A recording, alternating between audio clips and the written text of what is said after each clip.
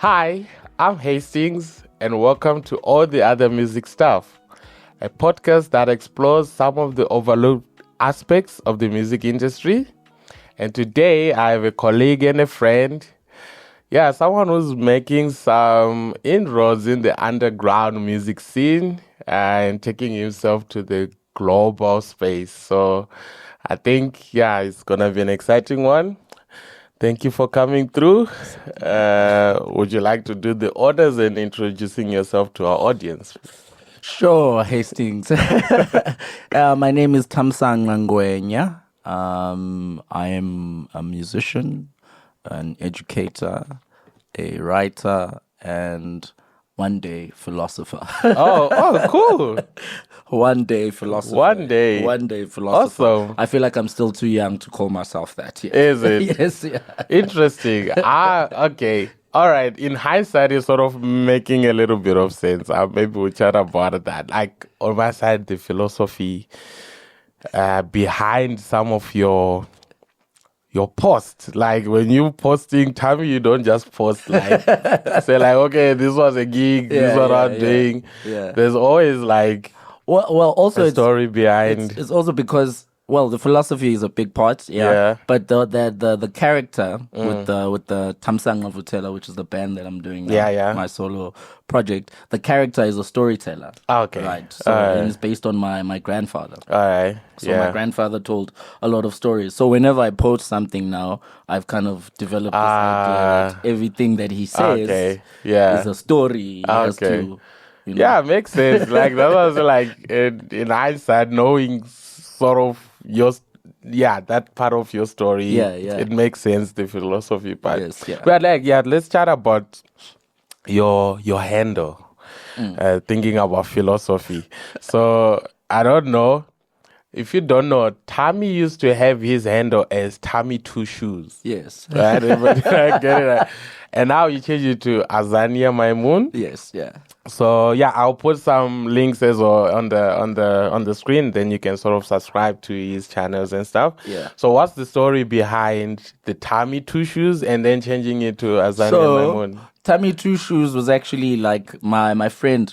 Before we started, we were talking about music. Yeah. And we mentioned my friend Steve. So Steve is the one who gave me the name Two Shoes. Oh, is it? Because where did it come from? I don't know. Yeah, I really don't know. Is it? I really don't know. Yeah, we were because I still do make music with him every now and then. Okay. He's in Cape Town now. Yeah. But I still make music with him, and so over the years of making music together, he's an electronic music producer. Cool. Over the years of making music, he just gave me a name. So okay. Thami Two Shoes, and then I ran with it. You ran with it. I was like, okay. Thami Two Shoes is cool. And then Azania Maimun changed when my daughter was born. Azania cool. is my daughter's name. Okay, so Azania Maimun. Okay. That's where it comes from. Okay, cool. Yeah. No, I love both of them because I was like doing my little research. I was like, Thami used to have a handle, not Azania Maimun. So I sort of went deep and then I found it that it was Thami Two Shoes. So I was kind of interested where the Two Shoes came from. Yeah. Two Shoes is the electronic music singer rapper. Okay, guy. Cool. No, shout out to him. Shout out to him. So how did you get into music? Well, we're gonna have to go back to when we didn't have this. Even okay, that way back. Back to when we didn't have this. So my mom, was a singer. So she grew up in a family in a church, right? Oh, okay, yeah. A family, and then all of her siblings sing. Oh, okay. I grew up with uncles that just sing and play instruments. So all of my uncles are like dope musicians. Oh, okay, cool. Church musicians, but not professional. Okay, yeah. Church. And just for context, which type of church is it? Contemporary or is like what would they call them? Charismatic churches. Charismatic church. Okay, that's cool. the term. Yes. All right, yeah. Charismatic churches. So now, when I was born, there was a period in my mom's life where she wanted to go record an album. Right? Oh, a solo album. Okay, yeah. Even now, like and my one of my dreams is to actually help her record this album because the music is still there. She still has it. Oh my God. The music is still there. So, but then when I was born, she, being a mother, and now I have to focus on family and all of that. So the music took a step back. Okay, and then she could only exercise the music at church. Okay, right, and also at home. So she taught me how to sing. Oh, cool. So that's where I learned how to sing. I used to do vocal exercises with my mom. Oh, cool. While she so was it was cooking. like proper, like classes yes, with your mom. With my mom, Okay. I used to do vocal exercises with her. There was this one where we would lie on our stomachs on the floor. This is to help you breathe with your diaphragm. Like, oh, okay, yeah. So now you're singing scales, but you're lying down and you have to breathe. Wow. And your stomach is compressed. So all of that I learned from my mom, and then, like later on in my life, also in church, I found the drums. Okay, my mom also, who was a big proponent in pushing me to play instruments. Okay, She didn't want me to just know how to sing. She also was like, you should learn how to play other instruments so and that stuff. you are like a well-rounded musician. Yeah. You're not a one-trick pony. Yeah, true. You know what I mean? So then she forced me to play keyboard. Oh, cool. Right. Yeah. I hated it. Also, not because I hated the instrument. Yeah. I still play the instrument, but I didn't like the... Yeah, I think we always, I mean, Bradley was here, and you also mentioned about having lessons with mom. Yes. I think there's always this thing about a parent teaching the child, especially if they're a musician. Yes. So it becomes tricky. It becomes a problem. And I'm also like thinking in hindsight, like also like with my little one, you must get that them a I don't teacher. want to, I don't want to be the one, No. you know. Yeah, I think it's better you get them a teacher. Yeah. They build a relationship with the that teacher, and you just stay stay out. Right? Because the lines you can easily they can start cross.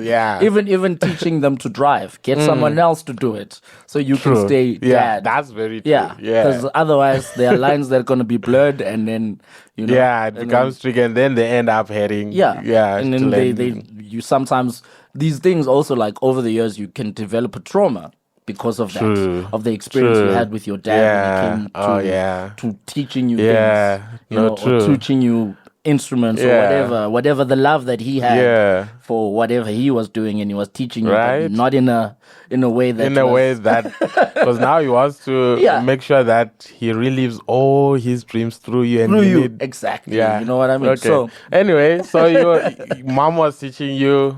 So my mom was well, she got someone to teach me keys, but she was like always on my ass, And then eventually I quit. I kind of found a way to kind of get it off my case. Yeah. But also at that time there were also like some family things that were happening with my parents, so she wasn't always there anymore. Okay. And then later on then I found drums. And how it happened with drums, I used to watch the drummer at church. Just watching him at church, and then one day... So many will relate.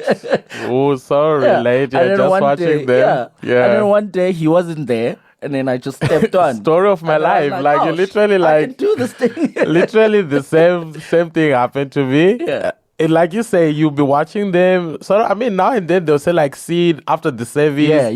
Because they just want you to carry or pick up the drums or whatever. And like you say, in my case, he didn't show up. And President Worship Leader, then he was like, Hastings, you had been playing something like anything, just do anything. So it was funny. It was the same beat. Like I played through all the praise songs, the worship songs, and it was just vibes. But like, I can relate to you. So that's how that happened. And then high school happens. High school, I start rapping. Also the love of words started when I was a baby, even then, because my dad, there was this exercise that he used to do with me every morning before going to work. He'd give me like 5 words. Oh, okay. Just words. Oh, wow. And I had a small little is it eighth?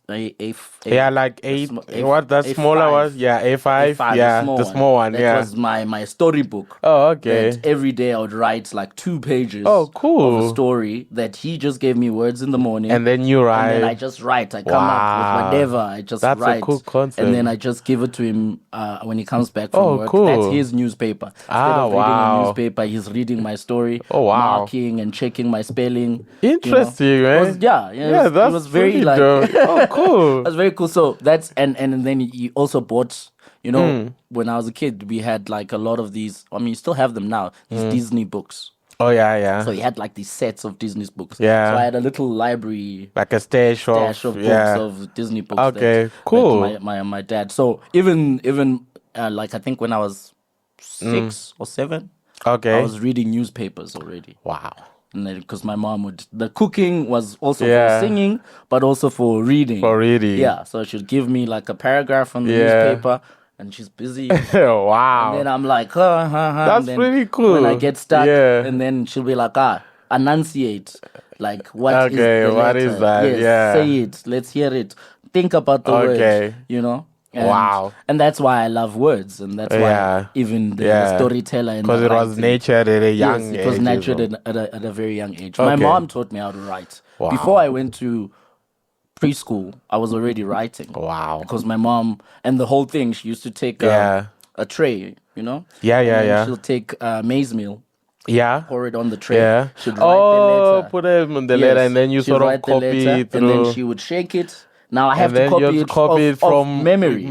Yes, not looking. I look at it when she writes it, and then she shakes it. Then I have to use my memory to remember. Your parents were like where I had, eh? Yeah, but they were not. My dad never finished. Like he's on his last year, I think, matric. The riots and all of that. Oh, okay, so he never finished. He never finished matric. My mom stopped school in grade 9.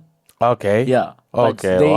They loved education in a way. Yeah. My mom loved reading, and even though she read the Bible more than anything else, but she loved reading. Okay, cool. So that's where the love of that, and then the music also was a part of it. I see. Okay. From my mom, and then I met Joan Lithgow. Yeah. After high school. Yeah. Then I met Joan. I was at the time. I was studying computer science. Okay. At UJ. Okay, UJ. UJ. Okay. And I only did that because I was told, hey, man, you're going to make money. The technology is changing. And they were right. They were right. Those people who did finish their studies during that time when I started with them, they're probably doing well. Yeah, in terms of technology. And they probably have the jobs of the programming. Yeah, because it was the in thing. Yeah, it was the in thing. Like, but now it's sort of becoming. I'm studying computer science. Yeah, like, yo, this one, because it was on the precipice of technology breaking out like as big as it is now. And work on the internet and work all of that stuff. So I never carried on with that. I dropped out. And then when I dropped out, my parents were like, well, we can't. We can't help you if you're gonna do that. Okay. So you have to figure it out. So I had a year where I was, those guys who stop you in the streets and they're trying to sell you insurance. Oh yeah, I see. Okay, so you're sales marketing. Okay, you're in sales now. But I only did that for a week, and I was like, is it?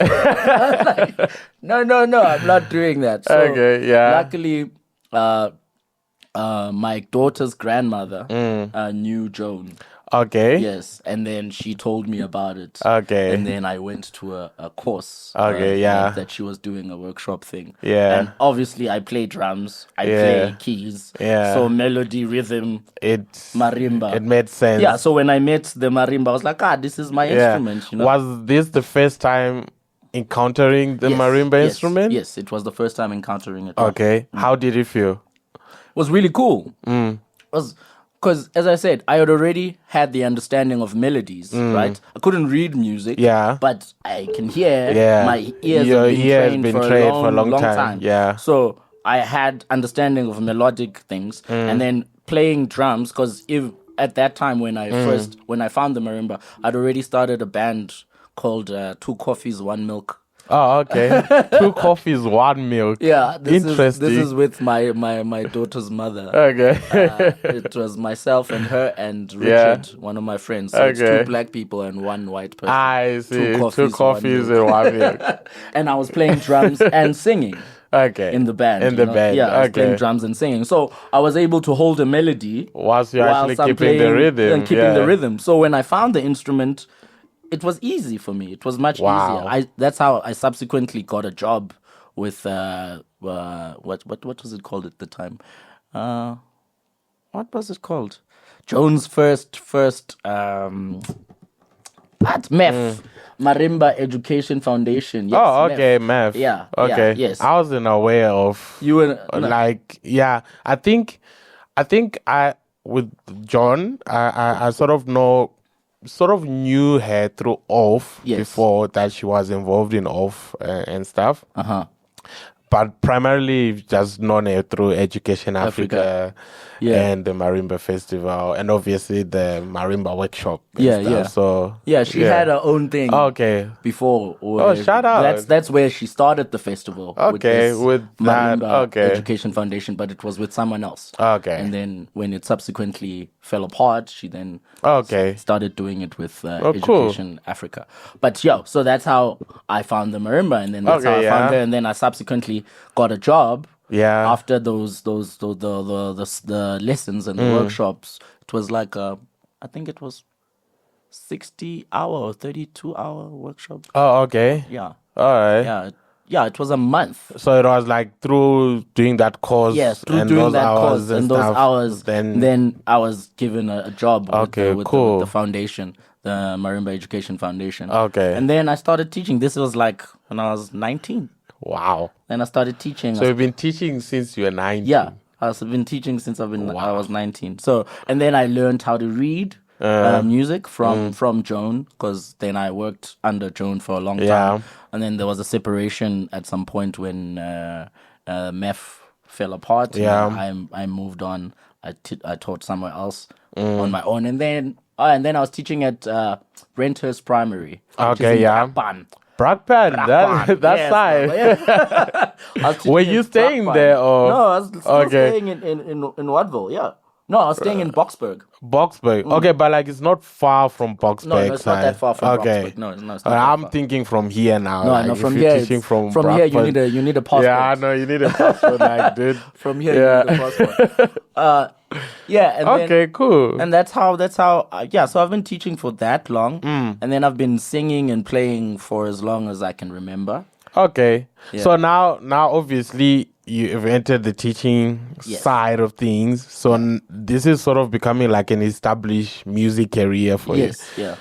Did it hit you then? Like, okay, you are now going to be doing music as a career, or so you were still thinking about? Did you have thoughts of like, okay, it might be too risky, let me just go back to computer science? So when I was in the teaching, I didn't care about this computer science anymore. Okay. Right? I fell in love with the experiences I had with the children. Yeah. And also when I was working with MEF, and also eventually when I worked with Education Africa, you get the opportunity to work in different environments. Right? I see. Different, working with different groups of people, different demographics, and different frames of references. Yeah. You know, you find you get an opportunity to work with the rich schools. And then you get an opportunity to work with the most impoverished schools. You get an opportunity to work with blind kids. You get an opportunity You're sort of to work seeing the with deaf both kids. sides of the spectrum. Disabilities.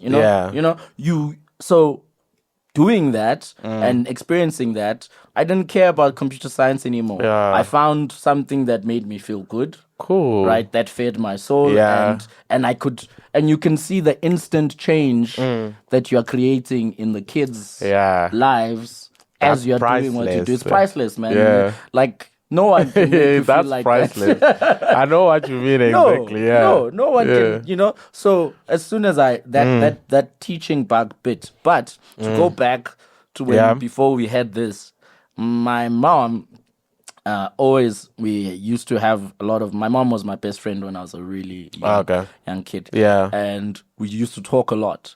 So in our conversations, I'd always talk about what I want to do when I grow up. Okay, and what was that? There's always two things. Yeah, I want to teach, and I want to be a healer of minds. Okay. Oh, okay. Those are the two things, and constantly you would say those things. Yeah, those are the two things. So when I found teaching, and it made me feel the way I'm feeling, and the way I feel about it even now, I was like, okay, I'm at it. I'm in the right path. Yeah. Then everything else will figure it out. And also, when I was doing the teaching, the music, like the music that has nothing to do with teaching, with the bands and all of that, was just a hobby. I see what you mean. It was just a hobby. You got your most of your energy and stuff on the teaching, those within the music context, yes. but then you still have something to sort of relax from that by making music. Exactly. Yeah. Exactly. And over the years, I've made music with all sorts of people, of different people, which has also allowed me to be able to adapt. Cool. I've made music with rap people, electronic people. Like I've got a lot of things experience within the different genres, and it always opens your mind. Yes, and I always say that, like, if someone is out there watching, maybe you're a musician in church, you're a musician playing in an orchestra, playing in a marimba band. What I'm trying to say, like, if you have one type of music that you sort of gotten accustomed to, there's so much more opportunities even within the music making and how you think about music if you expose yourself to other music, not merely just by playing, maybe it's by listening to the music and stuff. It just opens up your mind. And some of the best producers out there, like, you hear that they listen to like a wide catalog of music, like weird music, like you hear that they listening to Indian music or some sort, but like that's what inspires whatever they are producing. Maybe it's in a hip hop song that they're gonna pick up some sounds that they've had. So it's always cool to always navigate through the whole wide spectrum of music. Like the one thing I pride myself on is my versatility. Like I can even in the way I use the instrument even now, like playing with different people, play with Morena Leraba, and also now doing my own thing. The way I'm using the instrument is not in a box. You know? I'm not trying to box the way. It's not. I'm gonna say this thing again, but people are not gonna like it. It's not bugum bugum bugum. It's not bugum. It's not bugum bugum bugum. Is that what they describe the marimbas when they say you're playing the marimba? This thing. With Education Africa for CNN, bro. I still go back to that thing. And it pissed me off. Inside Africa. You can find it. I'll put the link and stuff. And there's a line where they're like, and so they play the marimba under the acacia tree. And I'm like, you guys set that up. No one goes out to go and stand under the acacia tree and play the marimba. You get what I'm saying? So I'm trying to create a space where it can be respected as a contemporary instrument. I see. You know, it's traditional, the word. But yes, a contemporary instrument, an African contemporary instrument. Okay, I see. That's where I want it to be seen as. Okay. Because I'll debate with people on another day, but I feel like the marimba is older than the piano, but you can say what you say. Okay. You can say what you say. I see where you get the concept of the instrument. Yes. Not the marimba, the word. Right? Because the word might also it might be. Yes. You get what I'm saying about the word. But the concept, the technology of this particular instrument has been around for a long time. And also it's one of like the instruments where you find not different places, and it's called different things. Based but it's there. But it's the same technology. It's a resonator wood sleds, and that's it. Different tuning systems. But it's the, so. All right. So cool. So like you're in this space now, getting sort of settled in being a music teacher, performer. Yes. So essentially you're like freelancing. Yes, essentially I'm freelancing. For a long time I wasn't freelancing. When I used to work for the Marimba Education Foundation, and when I was working for Education Africa, I wasn't freelancing. Okay. Then, so I'd have to, like, it was a 9 to 5. Yeah, it wasn't like a 9 to 5. It was a 9 to 5. It was a 9 to 5. But tell me, okay, if something is a 9 to 5 and is sort of dealing with something that you like, does it take away the element of it just being, I mean, not say like completely a hobby or whatever? Don't you enjoy being there? Or because I'm just talking from being naive here, like, because I haven't had like a 9 to 5 where I'm at one place 9 to 5 and I have to do admin for that particular. So just take me into that world. So if I didn't experience what the freelancing, I would still be okay with the 9 to 5. I see. Right. Okay. Right. So what I found, as much as I loved working at Education Africa and working at the places that I worked at, what I find is that you never have time for you. I never had time. I was tired. I was too tired to even pick up a guitar. I was too tired to even play drums. I was too tired. It's work. Then when I have the time, then I'm probably gonna have bad habits of you drink or you do something because you need to get out of that workspace. Yeah. You know what I mean? As much as it's still something you love, but because there's still the admin, also the dealing with the bureaucracy of a company and all of that stuff. Yeah. Okay. Right? I understand. And it's like, I'm not saying don't quit your 9 to 5. Don't do that, please. It's not easy out here outside. Yeah, it's not. But I'm also saying you need to be able to have a job where you have time for yourself. Cool. You have time for fair enough. For you. Fair enough. Like I always say, like even if it's a 9 to 5 or whatever aspect that it is, if it's a stable job, that sort of provides a stable income that settles most of your bills, that fuels your creativity. Because if that's not there and you're saying like, no, I'm a freelancer, I do as whatever comes by. Yeah. If income is not coming and you have bills to settle, the creativity is not coming. You see, so you have stress, you have things, so the creativity doesn't come out. So having something that sort of stabilizes you in whatever environment you find yourself, always like acts in your benefit. Because but for me also, like, if I can just be clear, me leaving Education Africa wouldn't have happened if I didn't have the experience that I was having in my life, because I was separating with the mother of my child. So that's when that happened. I was like, in my head, I was like, okay, you can work so hard to try and keep something stable. I see. You can work and then it just falls apart. I see. Then you might as well, things fall apart while you're chasing what you love. Okay. You might as well. So it almost like added as a catalyst. That freed you up to now do what you now do what I Okay. That's a different insight. It worked as a catalyst where I was like, if things can fall apart when you are trying to toe the straight and narrow, and you're trying to and they fall apart, man, so might as well just go for it. I see. Might as well, because clearly it's 50-50. It can go either way. So technically it can just be circumstantial, but like you can sort of see it in your situation how best you can navigate. Yes. Being free and being able to freelance and pursue what you really want to do.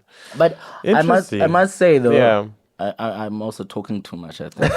But I must say, like, the greatest, one of my greatest experiences in the making of music and all of that was playing with this Morena Leraba. Okay. This Morena Leraba cat. Okay, It was because as I was already versatile before playing with him, right? Okay. But I hadn't had the experience of playing with other.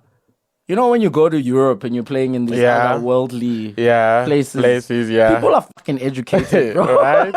They know what they're talking about. They know what they are playing. Yes, they know. And they know themselves. Yes. They know their sound. Yeah, so. And they know what they're capable of. Like, they know exactly what they want to do. And, so learning to be able to articulate yourself so people can understand what you're trying to do with your music. Because when I was playing and touring with Morena Leraba, we would travel most of the time. We travel, the two of us. And overseas would find the rest of the band. Would figure out a band there. So we'd find a bassist, the drummer, maybe a guitarist.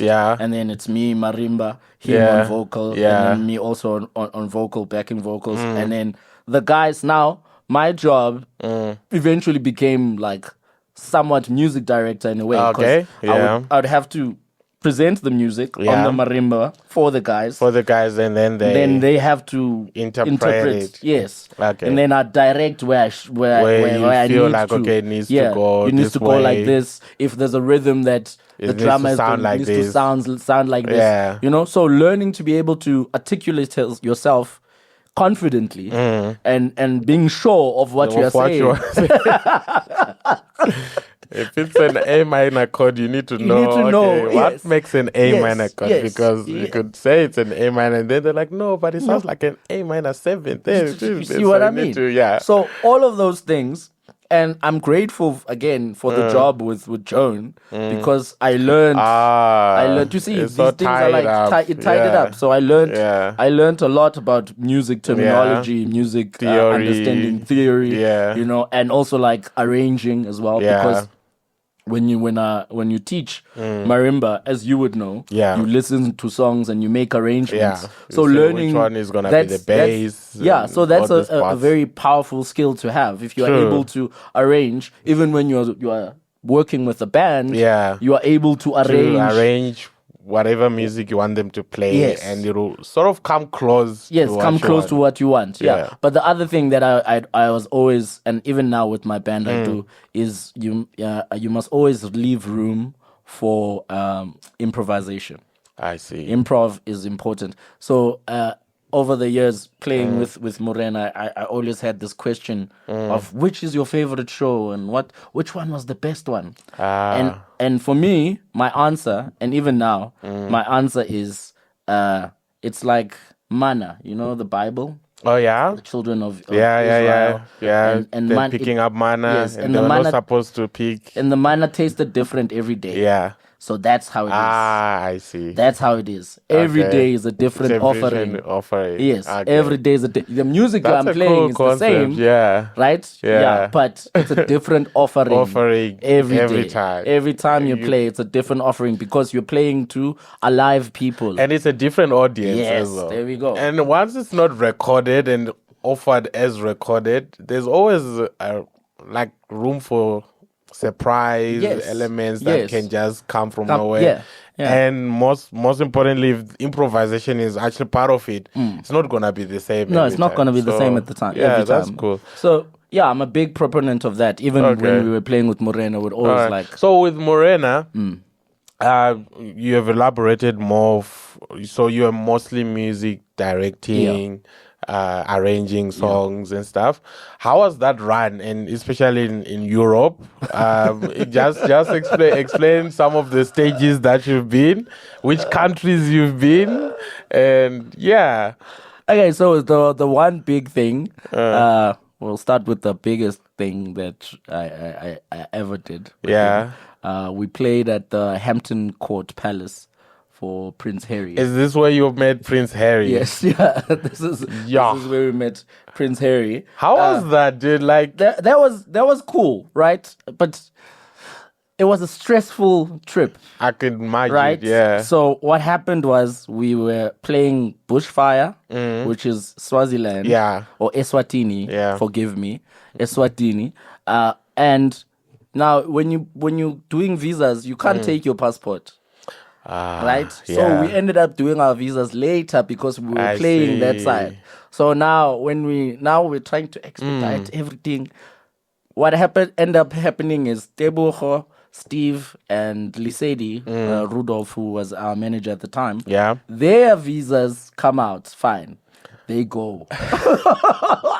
They say no, like maybe like tomorrow you try. Now tomorrow is my flight. Right? I wake up early in the morning. I go to the visa office. Dude. I'm standing there. I'm like... On the day where you're supposed to fly. On the day I'm flying, dog. On the day I'm flying. Not supposed... On the day I'm flying. I get my visa. Fine. Okay, yeah. All right. I get my visa. As I'm sitting there, Moonchild was there as well. And she was freaking out because she was also having visa problems. Crazy. So I leave. Yeah. I meet the guys. The guys are already there. They took my marimba with them. So I didn't have to carry At least that was... Did they take the marimba? Yes, they did. They did, yeah. I didn't have to carry the marimba, so they took the marimba with them.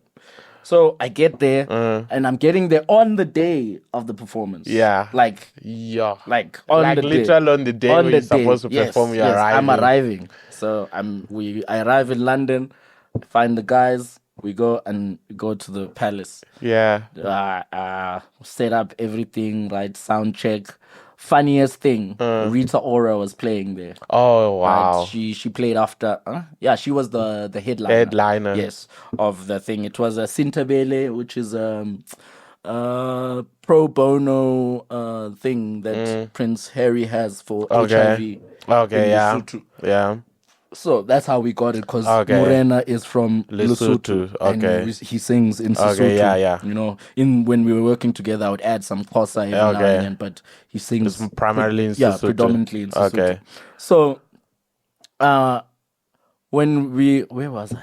Like you are performing now? Yes. Yes. Yeah. We sound check. Sound check. Rita Ora is going to play, right? Rita Ora's band, they set up their stuff. Dude... They were mute. Have you ever played a muted drum? No.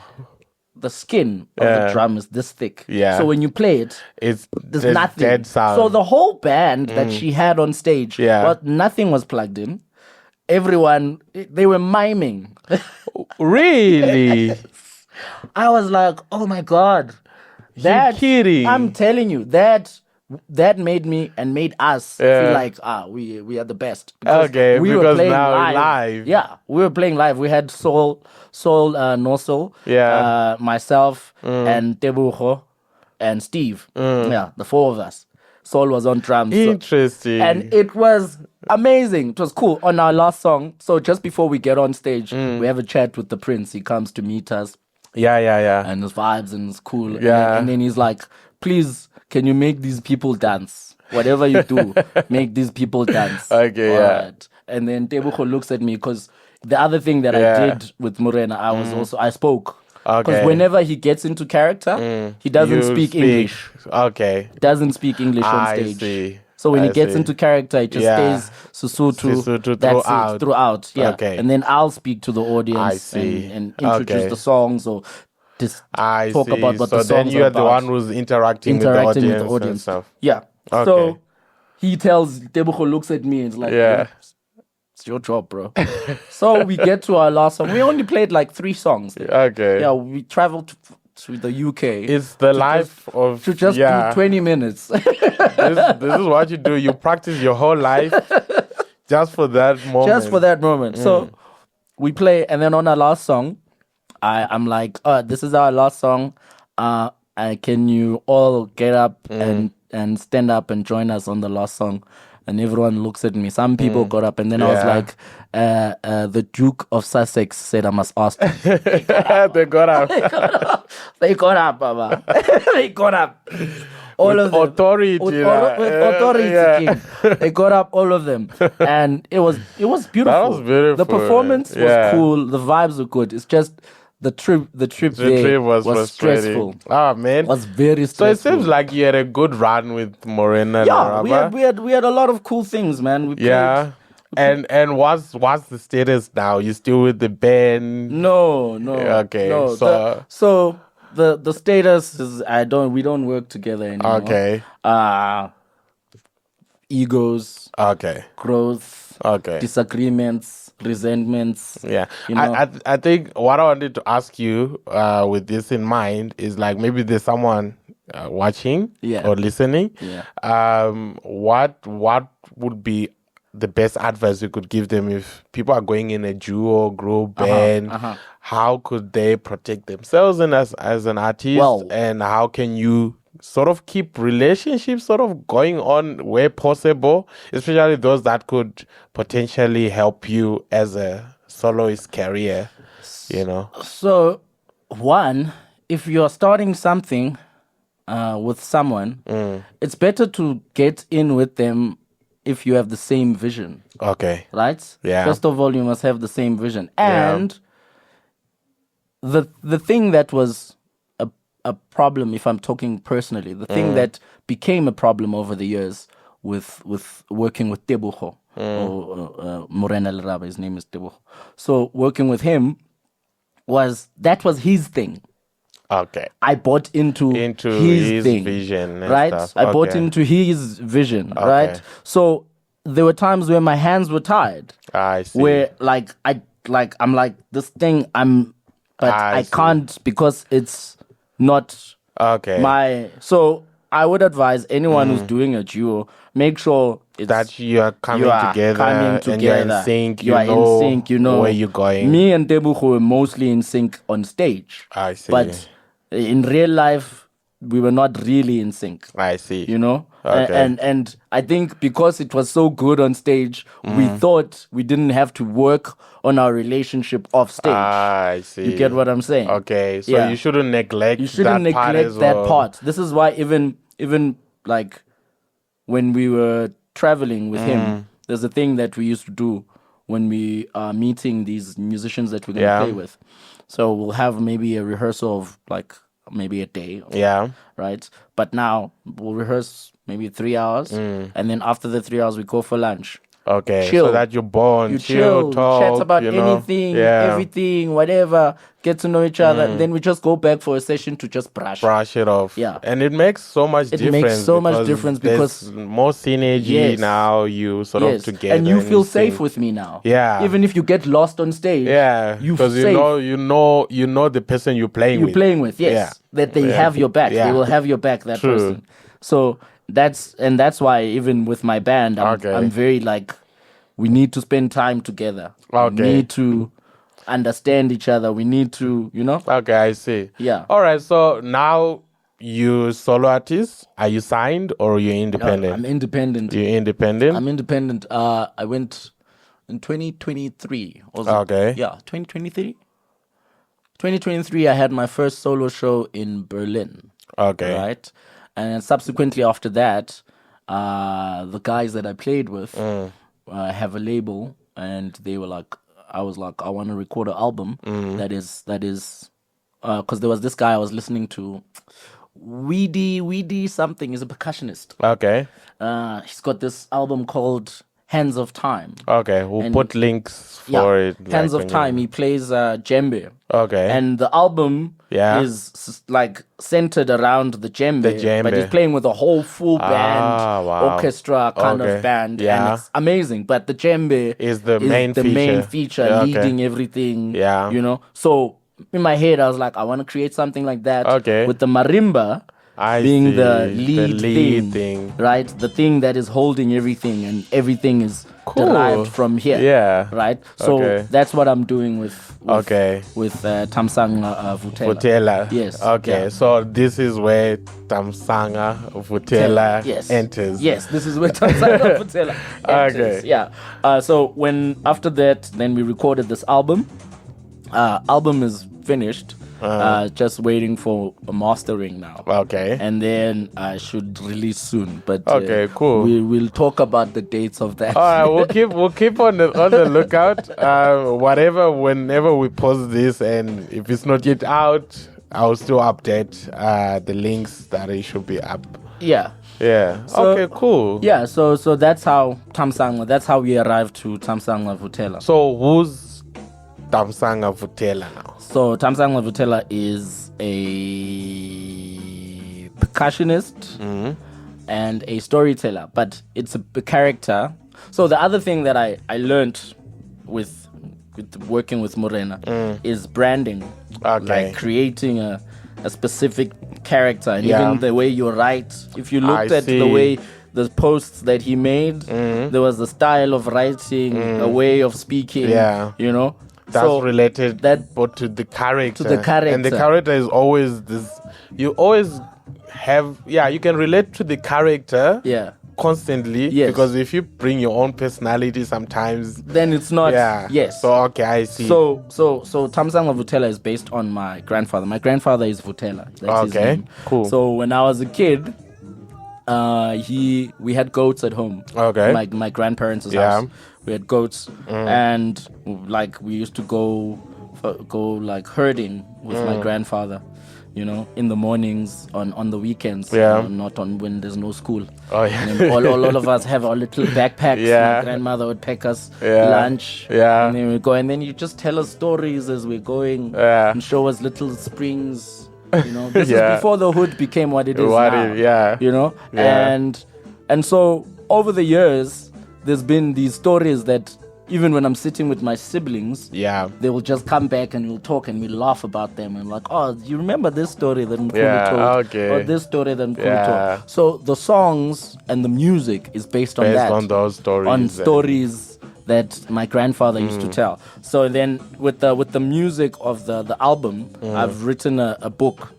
So the theme is like Vuthela is traveling with his guide, spiritual guide, and he's traveling with his Marimba. And he's going around these villages, encountering different things, and telling stories and singing, making songs, creating songs through this journey. And the songs are the songs in the album. Oh wow, you know, that's a cool concept. So it's like so that's the idea. I feel like you occupying a space that you actually not occupying, you creating a space that doesn't exist. And I feel like honestly keep pushing, because I feel like there is a real like big global market for you. And I see something special like coming out, because there's the book, there's the music. No one is doing that. I don't think no one is doing that. And in the way that you're saying, that is so authentic to the stories that you've experienced, that your grandfather has experienced. And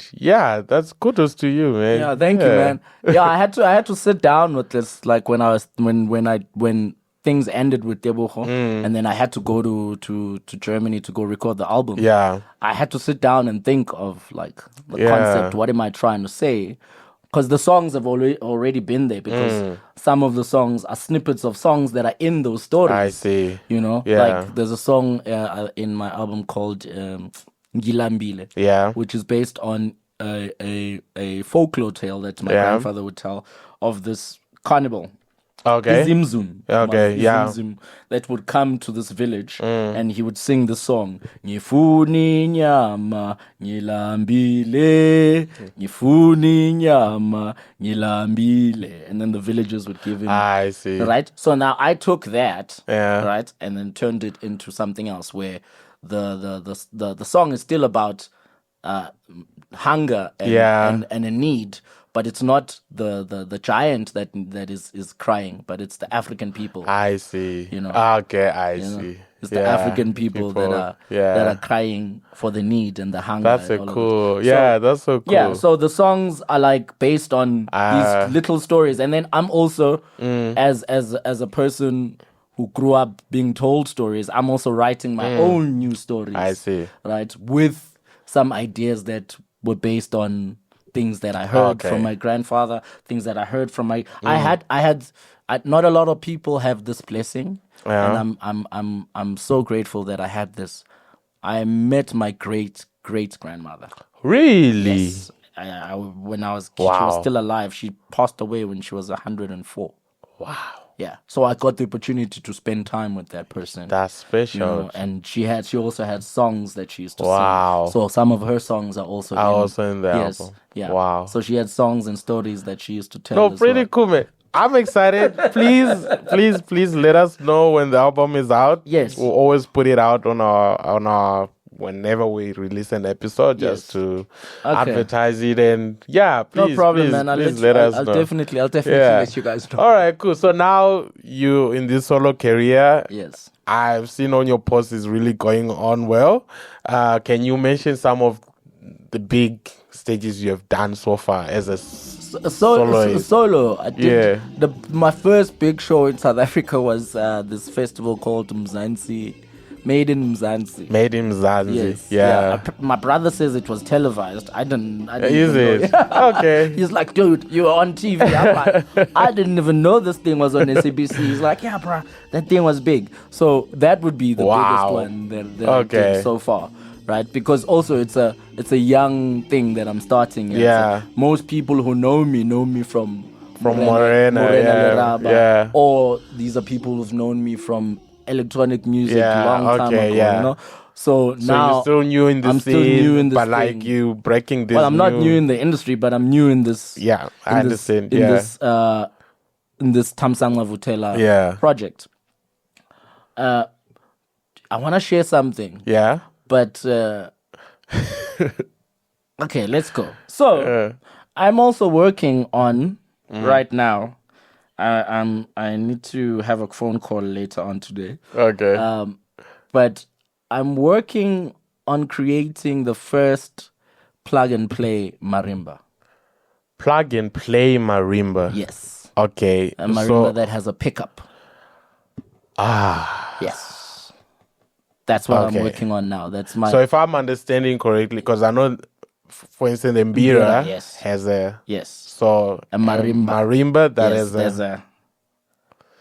yes. Dude, that's huge, and you just keeping all these things under wraps. No, but I mean I know, because you need to have your ideas out and make sure that they're solid. So I'm having a call later on today, just to with one of the people I want to. Congratulations, work with, man! Designing and all of that. That's pretty cool. Hear how that goes. Yeah, I've never seen one. So there isn't one. So yeah, I'm sure it will be the big reason for me wanting to do something like that is also when you travel with this instrument. I see. And you meet different sound people, and they're trying to figure out trying to get how to mic it, and to get the best sound. You know, because I don't want to compromise the warm sound of the instrument. Yeah, you know? I don't want to compromise that. So the idea is to try and keep the sound as natural as it is, but find a way to amplify it. Okay. Without compromising the sound that you should produce. Yes, yeah. So that's pretty cool. Yeah, that's the proposal is done.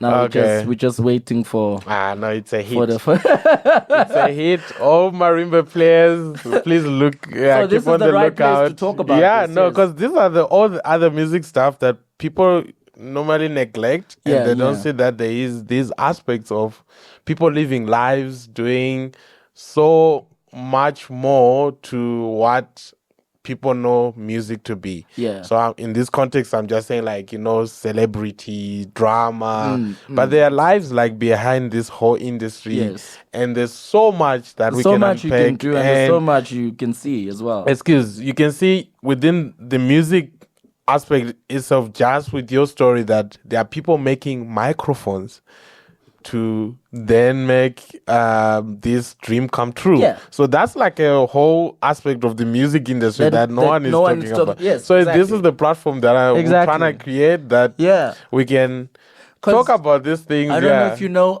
Smiles, what's his surname?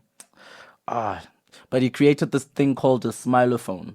Smilophone? Yeah. So I don't think I've heard of a smilophone. Yeah, it's an interesting instrument. Okay. So it's, uhadi. Yeah, uhadi, yeah. So he's got like maybe 8 uhadis. Okay, yeah. On a rack. Okay. Like this, and then they're all tuned differently. Okay. So they're becoming like more, I mean, I don't want to compare, but like a harp or some sort. Yeah. But now you play them with sticks. Like, I think it's a Turkish instrument. Oh, the one that yes, with the hammers on the. I'm not sure if it's not Turkish or yes. Okay, I see what you mean. So it's almost like that, but it's using uhadis. Yes. Okay, yeah. And it's on this rack, and there's like 8 of them. Oh wow! And then you just. Is it because they look like a smile? No, his name is Smile. His smile is Smile. Okay. Yeah, so they call it a smilophone. Yes. Okay. I thought maybe you said like because the shape of the ohadi when he caves. Okay. The old man's name was Smile. He passed away a while back. Easy. That's pretty cool. So rest in peace. Okay. So, and when I saw that, I was like, because the whole idea for me is like we want to keep our instruments relevant, right? But at the same time, we want to keep their integrity as well. I see. Right? So now you need to find a fine line of evolving the instruments, but also still respecting. Is this thing that you're putting connotations about the traditional contemporary? Yes. Right. Yes. It's trying to navigate that line, that space. Yeah.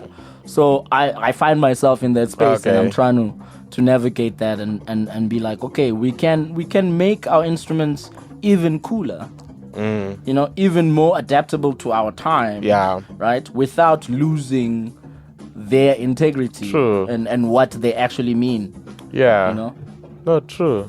I find like with what you're saying, you see the concept of Wakanda. I mean, I know it's a movie, but the concept of Wakanda, it sort of brings this to light that we shouldn't shy away of our culture, but at the same time lead the contemporary world as well. Showcase what we have. Yes, and put it to the fore. You know, so that's pretty cool. Yeah. So no, cool, bro. Don't steal my ideas. No, it's please. Recorded. We have evidence. We have evidence. Okay, cool. So I mean, so I wanted to also get into your space to say like, okay, what's coming in the next 5 years? But I'm seeing that already you're starting with this project. What else? What else is there with Thami? So, I mean, obviously a proper book that has nothing to do with music. Okay. That's something I need to do. While you're tapping in your philosophical side. And also like talking about family, teaching, those kind of things, and also like in the space of kids, because I also like dabbled a bit in child psychology as well. So there's important things that one day I want to share and want to say. So a book is gonna come eventually. Cool. So maybe in the next 3 years a book is gonna come.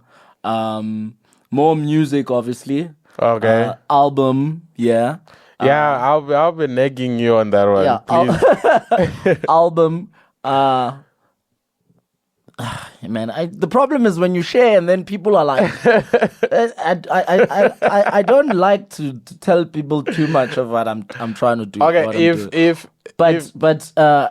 documentaries as well. Yes. Right. A Marimba documentary also. That would be cool. On the works, yeah. That would be cool. Going back to what we were saying about the instrument, the technology of this instrument is found all over the world. So the idea and the concept behind that is traveling to find it, to like, why does it? What are you using? Where did you start learning? And then hopefully write music with these different people. That's pretty cool. And create an album. And but all of these things need money. Mr. 18. Let's have a chat. We'll share this podcast with him. I mean, it would be great to have him actually here on the podcast, and he can talk about the music side of the sports arts and culture. That would be great. Yeah. No, that's pretty cool. So any concerts that are coming through that you want to highlight? And if people want to catch stuff that you're doing, what are your social handles? Oh, okay. So concerts, you have to go onto my Instagram to follow for concerts. Okay. My Instagram is Azania Maimoon. My name is Thamsanqa Vuthela on Instagram, but my handle is at Azania Maimoon. Cool. And on Facebook, it's Thamsanqa Ngwenya Vuthela is in brackets. You find me there. I share a lot of my performances and videos and stories. Cool. On there. And yeah, that's it. I don't have TikTok and all of that stuff. I don't know. I'm afraid of blowing up. No, I'm not afraid. Because like that's where you will be heading. You're afraid of going viral. I'm not afraid of going viral. Expediting your success quicker. Well, you make a valid point there. Yeah. But that's not the reason. Is that the reason is I find TikTok a little exhausting. Is it? Yes, I find it a little exhausting. As a consumer or as a consumer? Okay, so maybe switch. No, I don't even have it. It's just based on what I've seen. You have seen, yeah, and I'm just like it's very But I have had a conversation with someone who helps me as an agent, who's also been like, yo man, maybe you should think about TikTok, but think about it in your way. Yeah, that's what I was saying. Like, I think with anything, if you use it the way you want to use it, it becomes more useful. Yes. Especially if you're in creative spaces. I know myself, I haven't been consistent with it, but I know that there are platforms that can help you grow and just, take it to the next step. Not per se that you will be successful. Yeah. Not say like that's the only avenue. But I'm also anti-algorithms. That's my other problem, you see. Okay, but now that's why I'm saying, like, if you enter algorithm, I'll say, like, let's fight the algorithm and put your stuff there. Then you confuse the algorithm more. Maybe I need a workshop on how to use TikTok in a conducive way. True. Yeah, that doesn't dumb down your content. Yeah.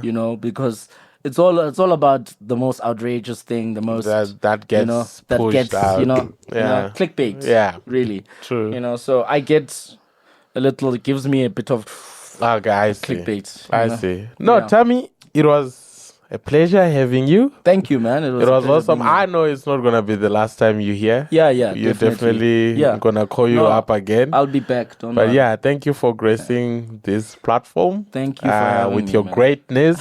And please, if you haven't done so, do share, subscribe, and do all those shebang. Subscribe. I'll put all the links of what Thami was talking about. But it's been a pleasure.